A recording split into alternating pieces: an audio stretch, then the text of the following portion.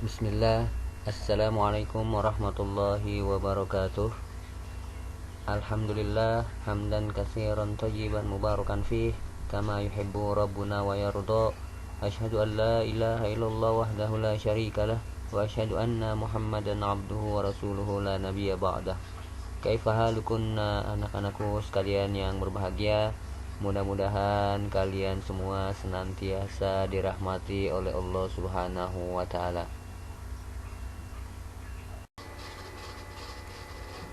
Anak-anakku sekalian yang berbahagia, insya Allah hari ini kita akan melanjutkan materi PAI kita, pelajaran ke-13, Nabi Zakaria dan Yahya alaihi wassalam.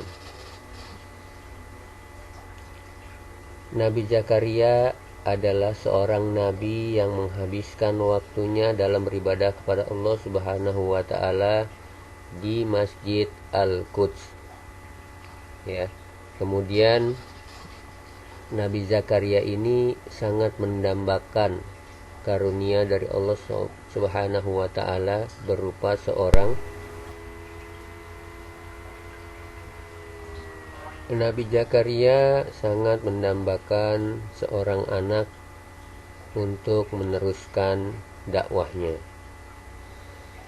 Nah, ketika itu usia Nabi Zakaria itu sudah lanjut dan istrinya pun mandul, ya, tidak bisa punya keturunan. Akan tetapi Nabi Zakaria terus berdoa kepada Allah Subhanahu wa taala. Beliau berdoa, "Ya Allah, sesungguhnya tulangku telah lemah. Kepalaku sudah ditumbuhi uban, dan aku tidak pernah putus asa. Aku sangat khawatir terhadap keluarga dan kerabatku sepeninggalku nanti. Sedang istriku seorang yang mandul.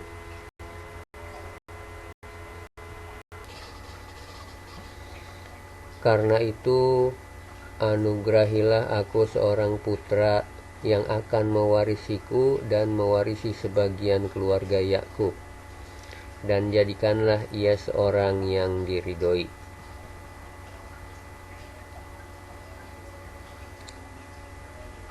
Akhirnya Allah Subhanahu wa taala pun menjawab permohonan Nabi Zakaria. Ya Allah berfirman, "Hai Zakaria, sesungguhnya kami memberi kabar gembira kepadamu akan memperoleh anak yang bernama Yahya, yang sebelumnya kami belum pernah memberi seperti dia."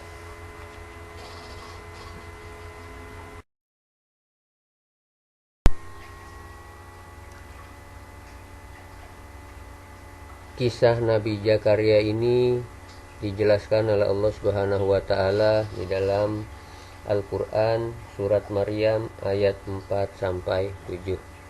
Ya. Nah, ketika Nabi Zakaria berdoa, maka Allah Subhanahu wa taala mengabulkan doanya. Kemudian Allah Subhanahu wa taala memberikan tanda kepada Nabi Zakaria bahwa ia tidak akan dapat berbicara dengan manusia kecuali dengan isyarat tangan, mata, dan gelengan kepala selama 3 hari. Ya, jadi Nabi Zakaria ini tandanya ketika ia ingin dikaruniai anak, saat itu dia tidak bisa berbicara kepada manusia kecuali dengan isyarat tangan, mata, dan gelengan kepala selama 3 hari.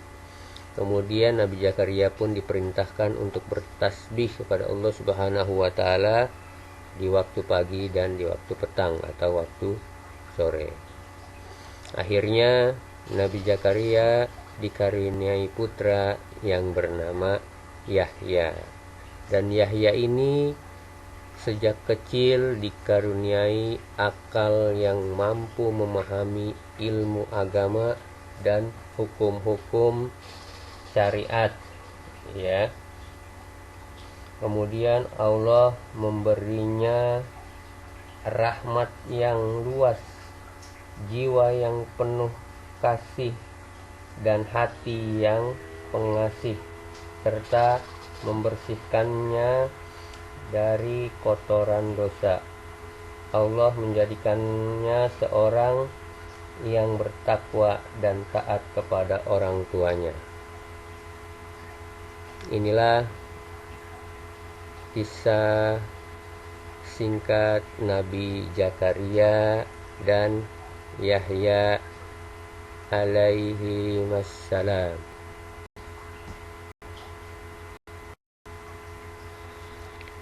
Demikianlah anak-anakku sekalian yang berbahagia, materi kita pada hari ini. Mudah-mudahan kalian bisa memahaminya dengan baik dan mengambil pelajaran dari kisah Nabi Zakaria dan Yahya ini. Ya, kalian harus menjadi seorang yang selalu beribadah kepada Allah Subhanahu wa taala dan tidak pernah putus asa, sebagaimana Nabi Zakaria alaihissalam yang mereka tidak pernah putus asa kepada Allah Subhanahu wa taala, menginginkan seorang anak walaupun usianya sudah lanjut dan istrinya pun mandul, artinya tidak bisa punya anak. Akan tetapi karena ketakwaan dan ketidakputusasaan, Nabi Zakaria akhirnya dikaruniai seorang putra bernama Yahya alaihi salam. Demikianlah anak-anakku sekalian, jangan lupa sholat 5 waktu, jaga kesehatan, dan tetap semangat dalam menuntut ilmu. Assalamualaikum warahmatullahi wabarakatuh.